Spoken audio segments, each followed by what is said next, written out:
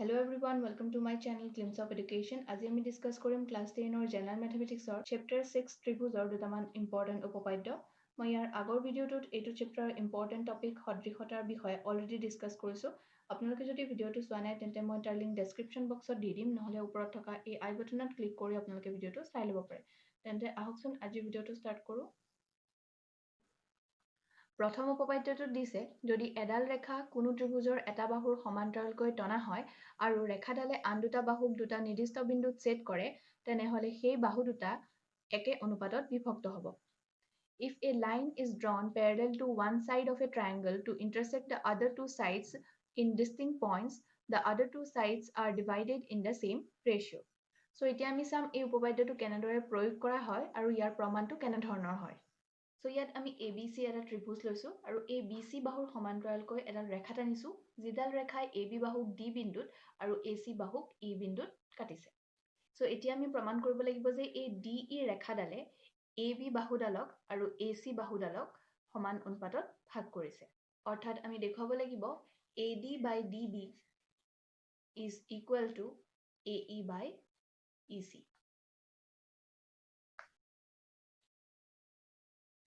So AD by DB is equal to AE by EC প্ৰমাণ কৰিবৰ কাৰণে আমি কি কৰিছো এই D আৰু C বিন্দু দুটা সংযোগ কৰিছো তাৰ লগতে আমি এই B আৰু E বিন্দু দুটাও সংযোগ কৰিছো।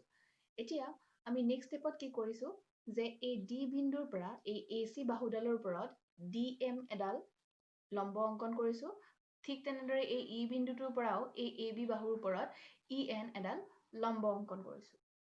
সো এতিয়া আমি ত্ৰিভুজ ADE ৰ কালি উলিয়াম।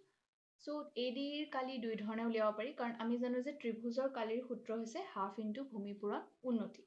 So ইয়াতে ত্ৰিভুজ ADE ৰ দুটা বিন্দু D আৰু E ৰ পৰা দুডাল লম্ব আছে EN আৰু DM. So এই দুইডাল লম্বকে কনসিডাৰ কৰি পেলাই আমি দুটা টাইপত ত্ৰিভুজ ADE ৰ কালি উলিয়াব পাৰো। So এতিয়া ত্ৰিভুজ ADE ৰ কালি কি হ'ব হাফ ইনটু ভূমিপূৰণ উন্নতি।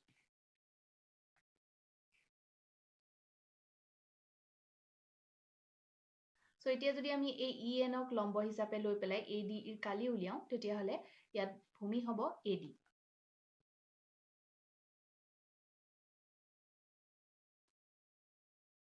So এতিয়া আমি ত্ৰিভুজ ADE ৰ কালি পালো half into AD into EN। So এতিয়া যদি আমি ত্ৰিভুজ BDE ৰ কালি উলিয়াও তেতিয়াহলে BD ক আমি ভূমি হিচাপে ল'ব পাৰিম আৰু EN-ক উন্নতি হিচাপে ল'ব পাৰিম। যদিও এই BDE ত্ৰিভুজটোৰ বাহিৰত EN উন্নতিডাল আছে কিন্তু এই BD বাহুৰ বৰ্ধিত অংশত EN ডাল আছে সেইকাৰণে আমি EN-ক উন্নতি হিচাপে লৈ পেলাই BDE ৰ কালি উলিয়াব পাৰিম।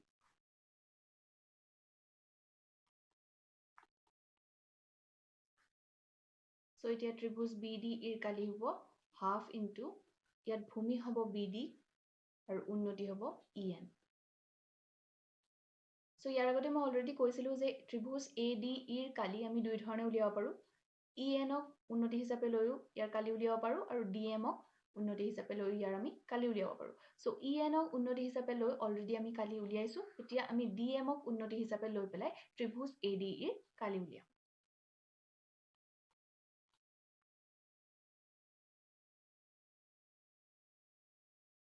So এতিয়া ত্ৰিভুজ ADE ৰ কালি হ'ব হাফ ইনটু ভূমি।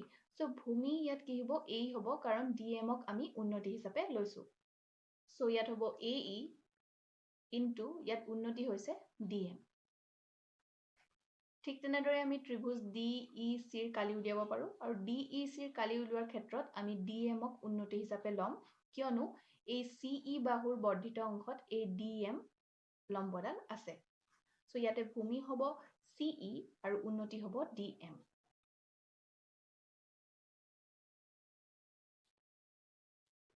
So ত্ৰিভুজ DEC ৰ কালি হ'ব হাফ ইনটু ইয়াত ভূমি হ'ব EC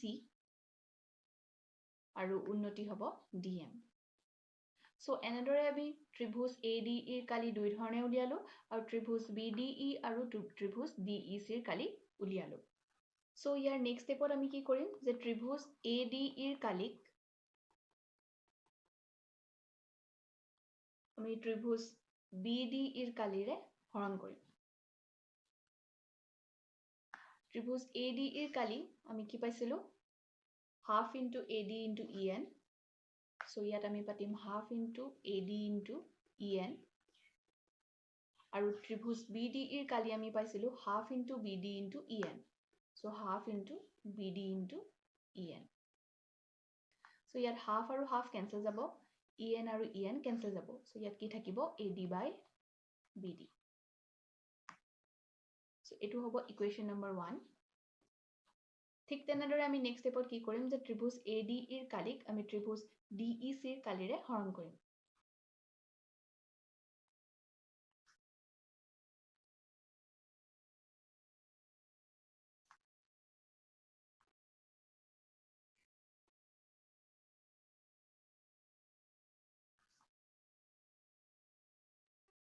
So ত্ৰিভুজ ADE কালি আমি আৰু এটা কি পাইছিলো half into AE into DM আৰু ত্ৰিভুজ DEC কালি পাইছিলো half into EC into DM.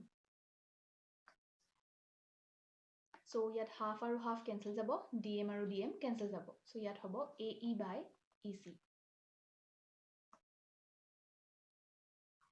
So এইটোক আমি equation number 2 দিলো. এখিনিতে এটা question হ'ব পাৰে যে ত্ৰিভুজ ADE কালি যেহেতু আমি দুই ধৰণে উলিয়াইছিলো so কোন ধৰণৰ কালিক আমি BDE বা DEC ৰে হৰণ কৰিম হেতু আমি কেনেকৈ গম পাম. So আমাক যেটো proof কৰিব দিছে হেতুত আছে AD by DB. So ত্ৰিভুজ ADE প্ৰথম কালিটোত আমি কি পাইছিলো AD টাৰ্মটো পাইছিলো. So ইয়াৰ লগত আমি এতিয়া চাব লাগিব যে আমি BDE ৰে হৰণ কৰিম নে DEC ৰে হৰণ কৰিম. So আমি যদি BDE ৰে হৰণ কৰো তেতিয়া হলে EN cancel গৈ কি থাকিব AD by BD থাকিব. কিন্তু এই প্ৰথম কালিটোক যদি আমি এই DEC ৰে হৰণ কৰো তেতিয়া হলে কোনো ধৰণৰ cancel ইয়াত না যাব. কাৰণ এই টাৰ্মটো আৰু এই টাৰ্মটোত কমন অকল হাফে আছে তাৰ বাহিৰে একো কমন নাই. So বাকিখিনি cancel না যাব. So আমি কোনটো ত্ৰিভুজৰ কালিক কোন ধৰণেৰে হৰণ কৰিম হেতু আমি যেটো প্ৰমাণ কৰিব লাগে তাৰ পৰাই আমি বিচাৰি উলিয়াব পাৰো. So এতিয়া সেকেন্ডত আমি দেখিছো A by EC.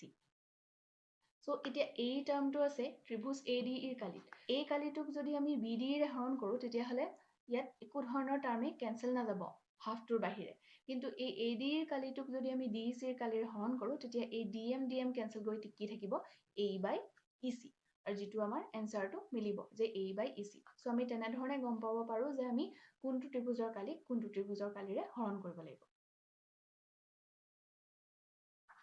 So এতিয়া যদি আমি equation number 1 আৰু equation number 2 ভালদৰে লক্ষ্য কৰো তেতিয়া দেখিম যে আমি ইয়াৰ left hand sideত দুইটাতে ADE আৰু ADE আছে ওপৰত আৰু তলত আছে ইয়াত area of triangle BDE আৰু ইয়াৰ তলত আছে area of triangle DEC. So এই দুইটা বেলেগ বেলেগ হৈ আছে. So এই দুটা যদি equal হৈ যায় তেতিয়া আমি কি ক'ব পাৰিম যে AD by BD is equal to AE by EC. এটা যদি আমি ডায়াগ্ৰামটো ভালদৰে লক্ষ্য কৰো তেতিয়া দেখিম যে ত্ৰিভুজ BDE আৰু ত্ৰিভুজ DEC এই দুইটা ত্ৰিভুজে এই DE আৰু BC সমান্তৰাল ৰেখাৰ মাজত আছে আৰু DE বাহুৰ ওপৰত আছে. আৰু আমি জানো যে একে ভূমিত থকা আৰু দুডাল সমান্তৰাল ৰেখাৰ মাজত অৱস্থিত যিকোনো দুটা ত্ৰিভুজৰ কালি সমান হয়. অৰ্থাৎ আমি ইয়াৰ পৰা পাম যে ত্ৰিভুজ BDE আৰু ত্ৰিভুজ DEC দুইটাৰে কালি সমান হয়.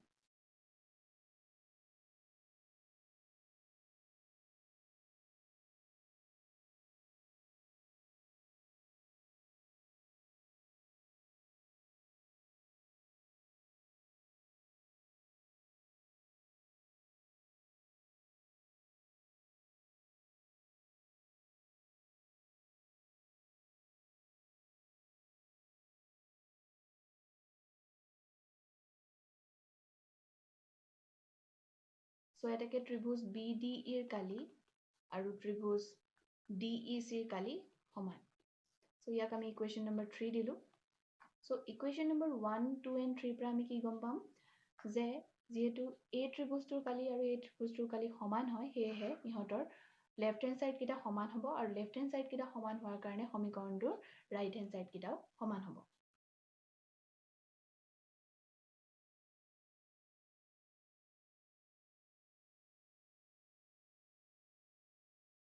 So ইয়াৰ পৰা আমি পালো যে AD by DB is equal to AE by EC.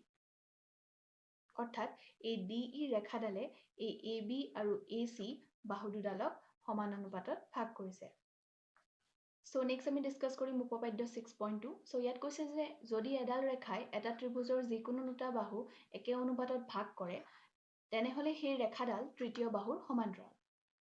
If a line divides any two sides of a triangle in the same ratio, then the line is parallel to the third line. So উপপাদ্যটোত কি কোৱা হৈছে যে যদি এডাল ৰেখাই ত্ৰিভুজ এটাৰ দুটা বাহু সমান অনুপাতত ভাগ কৰে তেন্তে ই তৃতীয় বাহুডালৰ কি হ'ব সমান্তৰাল হ'ব। So ইয়াতে আমি ABC এটা ত্ৰিভুজ লৈছো আৰু ইয়াত এই DE ৰেখাডালে এই AB আৰু AC বাহু দুডালক সমান অনুপাতত ভাগ কৰিছে। অৰ্থাৎ AD by DB is equal to AE by EC। এইটো আমাক ইয়াত দিয়া আছে। So এতিয়া আমি প্ৰমাণ কৰিব লাগে যে এই DE বাহুডাল এই BC বাহুডালৰ সমান্তৰাল হয়। So এই প্ৰমাণটো আমি কন্ট্ৰাডিকশ্যন মেথডত কৰিম, অৰ্থাৎ আমাক যিটো প্ৰুফ কৰিবলৈ দিছে তাৰ আমি উল্টাটো প্ৰথমতে কনসিডাৰ কৰিম। অৰ্থাৎ আমাক ইয়াত কৈছে যে DE বাহুডাল BC বাহুৰ সমান্তৰাল বুলি প্ৰুফ কৰা, কিন্তু তাৰ আগতে আমি কি কৰি ল'ম যে এই DE বাহুডাল BC বাহুৰ সমান্তৰাল নহয় বুলি কনসিডাৰ কৰি ল'ম। আৰু তাৰ পাছত আমি এটা কন্ট্ৰাডিকশ্যন পাম আৰু তেতিয়া আমি ক'ব পাৰিম যে আমি যিটো এজাম্পশ্যন কৰি লৈছো, যিটো ধৰি লৈছো যে DE BC সমান্তৰাল নহয়, সেইটো ভুল হয়, অৰ্থাৎ DE আৰু BC সমান্তৰাল হয়।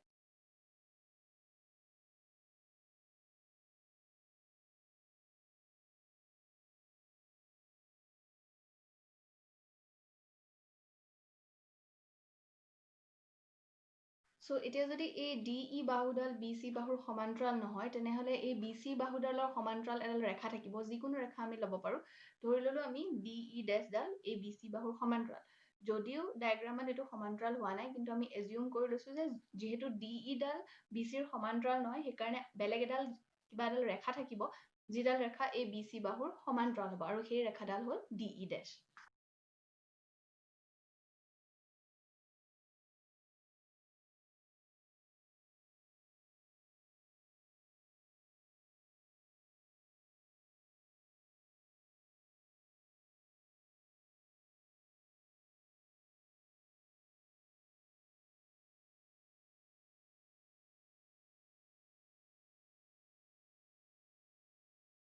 So ইয়াতে আমি যেহেতু DE ডেশ আৰু BC ডাল সমান্তৰাল বুলি কৈছো, আৰু আমি ইয়াৰ আগৰ উপপাদ্যটোত পাইছো যে এটা ত্ৰিভুজৰ এডাল বাহুৰ সমান্তৰালকৈ টনা ৰেখা এডালে আন দুটা বাহুক সমান অনুপাতত ভাগ কৰে। যেহেতু DE ডেশ সমান্তৰাল BC, এটাকে AD by DB is equal to AE dash divided by E dash C.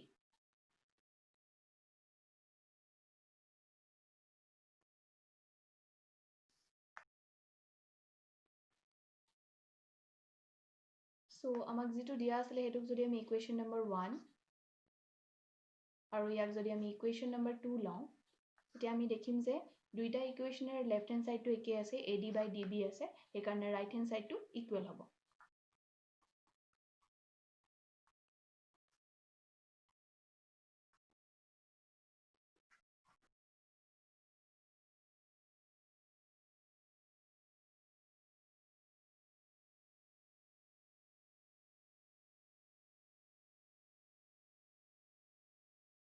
So এতিয়া যদি আমি দুই পক্ষতে 1 এড কৰো, তেতিয়া হ'ব AE divided by EC plus 1 is equal to AE dash divided by E dash C plus 1.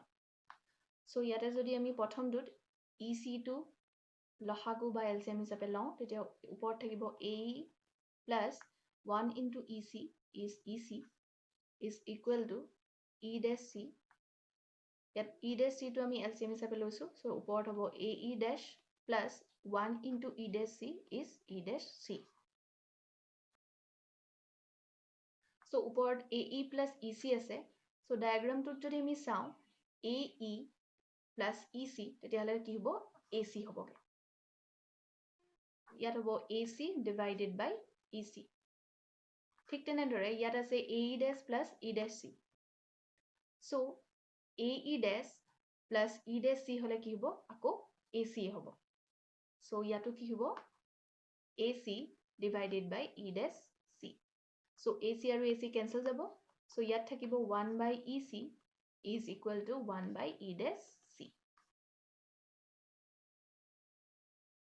So ইয়াত যদি আমি cross multiplication কৰো, so E dash C টো এফালে আহিব, so ইয়াত হ'ব E dash C is equal to EC। So ইয়াৰ পৰা আমি কি পালো যে এই E dash C আৰু EC দুইটা একে হয়, আৰু ই ডেছ চি আৰু ই চি দুইটা একে কেতিয়া হ'ব যেতিয়া ই আৰু ই ডেছ দুইটা একে বিন্দু হ'ব সো ইয়াৰ পৰা আমি কি পাম যে ই আৰু ই ডেছ মিলি যাব অৰ্থাৎ আমি যিডাল ৰেখা DE ডেছ BC ৰ সমান্তৰাল বুলি লৈছিলো সেইডাল আচলতে এই DE ৰেখাডালেই হ'ব সো ইয়াৰ পৰা আমি শেষত লিখিব পাৰিম DE সমান্তৰাল BC সো এইটো উপপাদ্যত আমি পালো যে এডাল ৰেখাই যদি এটা ত্ৰিভুজৰ দুটা বাহুক সমান অনুপাতত বিভক্ত কৰে তেন্তে সেই ৰেখাডাল তৃতীয় বাহুটোৰ সমান্তৰাল হয় ভিডিঅ'টো চোৱাৰ বাবে ধন্যবাদ বাকি থকা টপিকবোৰ মই মোৰ নেক্সট ভিডিঅ'ত ডিছকাছ কৰিম ভিডিঅ'টো চাই যদি ভাল পালে দেন লাইক কৰিব শ্বেয়াৰ কৰিব আৰু ছাবস্ক্ৰাইব কৰিব আপোনালোকৰ ছাজেশ্যনছ আৰু কুৱেৰিজবোৰ কমেণ্ট বা মেইল কৰি জনাব পাৰে থেংক ইউ